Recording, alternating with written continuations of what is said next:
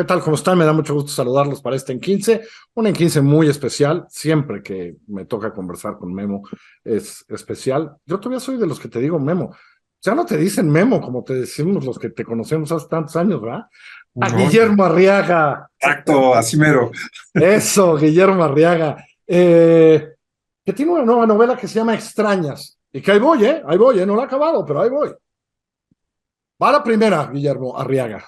Eh, ¿Qué te provocó el brinco? Es decir, el brinco de época, tiempo. ¿Qué fue lo que provocó? Es decir, revisaba hoy en la mañana los libros que tengo de tus primeras ediciones, etcétera. Todos son contemporáneos, todos son personajes, ¿no? Sí, diferentes cosas, pero con temas muy claros. ¿Qué te provocó este extraordinario brinco para ir para allá, ¿no? 2, 3 siglos allá atrás, etcétera. ¿Qué fue, man? Mira, la idea fue hablar de las extrañas. Las extrañas son unos seres anómalos, Uh -huh. seres humanos anómalos, cuyo físico es distinto al de cualquier persona, que se dan cada 300 años. O sea, ha habido 10 de estos sujetos femeninos o masculinos en la historia de los últimos 3000 años. Entonces yo quería contar la historia de las extrañas en diferentes épocas y en diferentes lugares. Era en Mongolia en el año 1000, Noruega en el año 1400, Inglaterra en 1781, en México contemporáneo, que por cierto basé en un ejido que tú conoces bien, Uh ¿no? En -huh. Tamaulipas. Así Y es. escribí 70 páginas de esa historia en México, 50 de Mongolia, 20 de Noruega, pero esta de Inglaterra fue la que se fue como hilo de media, ¿no? Se posesionó en Pero tu primera idea, digamos, era como plantear todas. todas. Según yo, iban a hacer historias de 50 páginas cada una y hacer un libro de 300 con cinco historias distintas. Pero no, hombre, salió este libro de 500 páginas solito. No sé de dónde vino, pero se dejó ir el libro solo.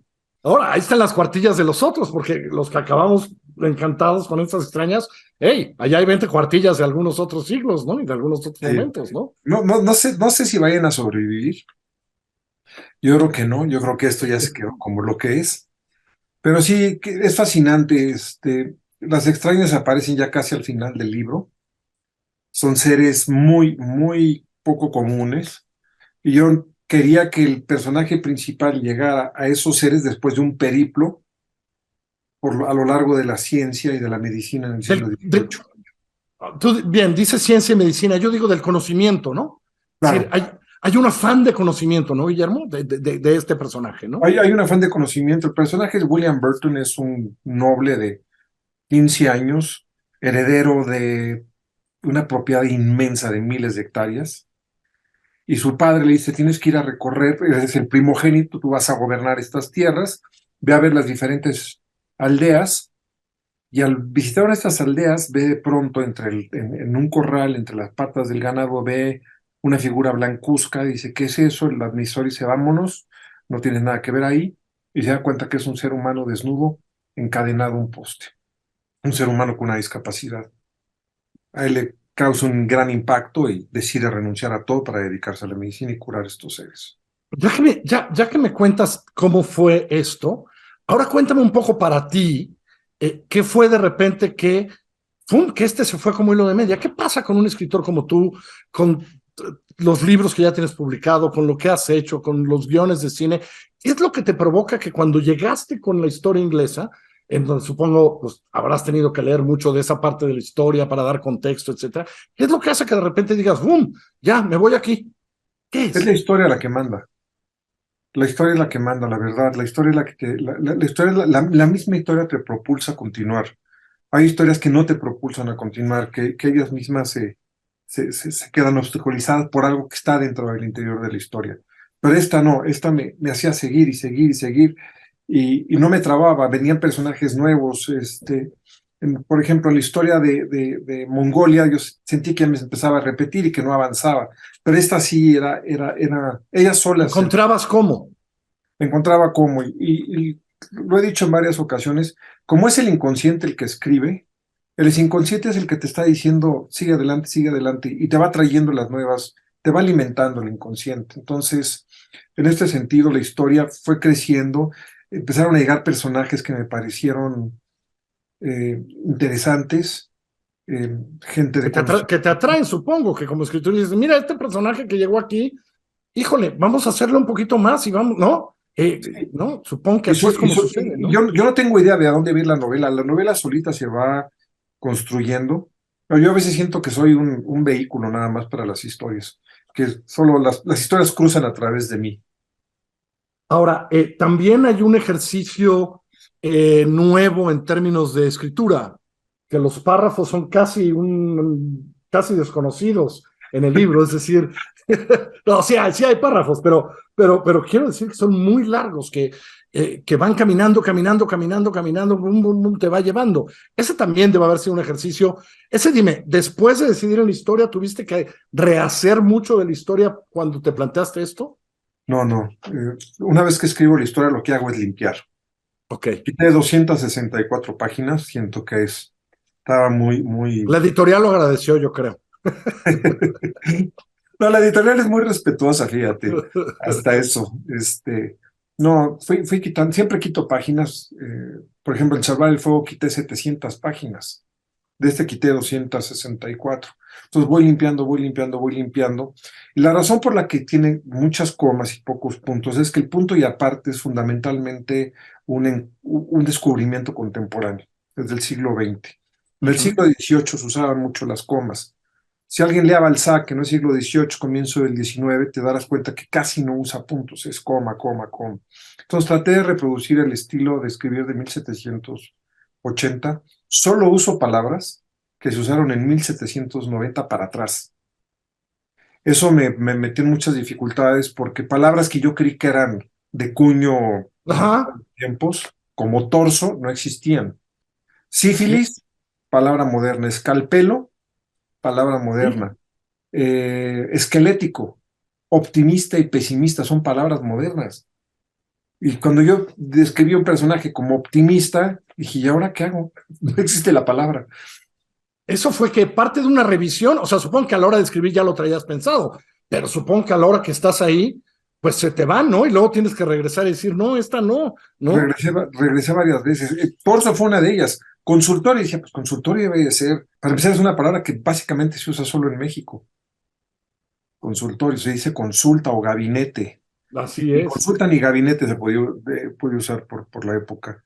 Entonces, sí me vi muy limitado con respecto al lenguaje y tuve que rehacer varias frases para que te vieran como el ritmo y la cadencia del siglo XVIII.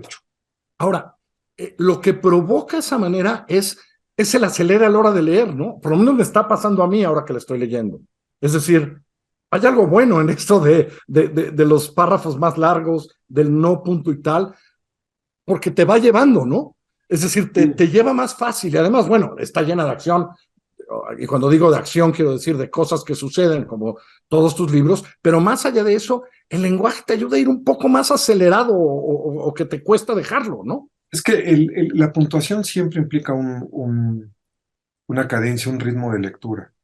Y me han dicho varios lectores que se enojan conmigo porque son las 3 de la mañana y como no hay punto, dicen, sigo leyendo y leyendo y leyendo y leyendo. Digo, ¿cuándo va a acabar el capítulo? No acaba, no acaba, no acaba, y siguen y siguen y siguen. Bueno, es bueno porque mientras no paren, todo está bien. Ahora, temáticamente, esta exploración de lo extraño, eh, a ver, no es nueva en ti, es decirlo, a lo que no estamos acostumbrados es algo que te interesa contar, ¿no? Es decir, lo nuevo, lo tal, lo extraño, lo raro, pero esto en una figura debe haber sido interesante, ¿no? Ponerlo en un ser, ¿no? Sí, fíjate que he tenido contacto con lo diferente. Cuando me refiero a lo diferente, me problemas que tienen una discapacidad, una anomalía genética, o son simplemente diferentes físicamente. No me refiero a diferencias de tipo Ajá. sexual, de género. Me refiero a diferencias Sí, físicas. sí. Eh, Hice documentales al respecto. Tuve amigos con discapacidades y siempre me ha interesado la relación que tenemos con ese otro que es distinto a nosotros y que sale del parámetro de lo normal y cómo han sido a lo largo de la historia, han sido repelidos, humillados, castigados Me estaban platicando ahora en Santander que hace poco encontraron a muchachos con discapacidad amarrados entre el ganado, desnudos, tal y como está.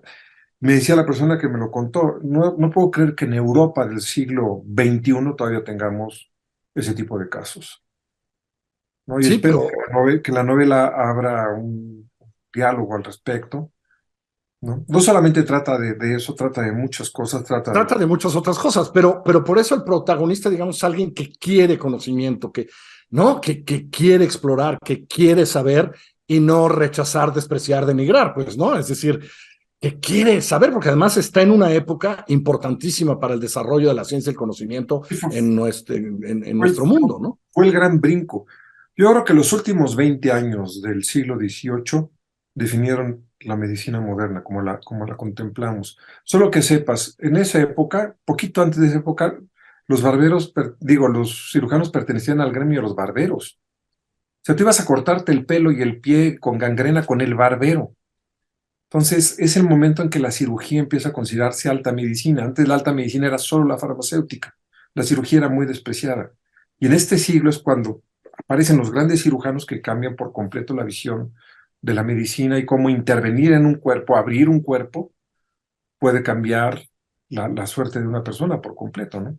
¿Era una época que ya te interesaba, Guillermo, desde antes o que hace algunos años te metiste a leer sobre esa época para poder dar contexto sobre la Inglaterra de aquel tiempo? ¿Cómo ya La verdad, elegí al azar los lugares las épocas para contarlo de extraños. Fue completamente al azar.